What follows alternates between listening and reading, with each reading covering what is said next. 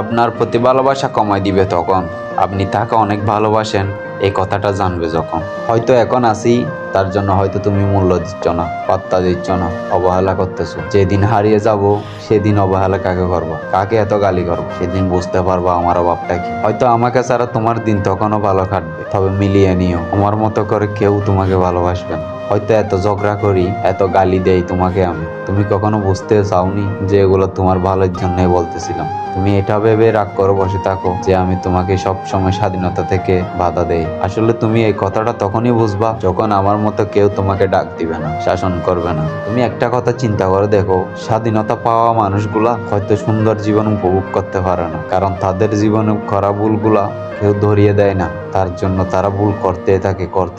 আর তোমাকে আমি শাসন করি, বারণ করি, তুমি মিলিয়ে নিও।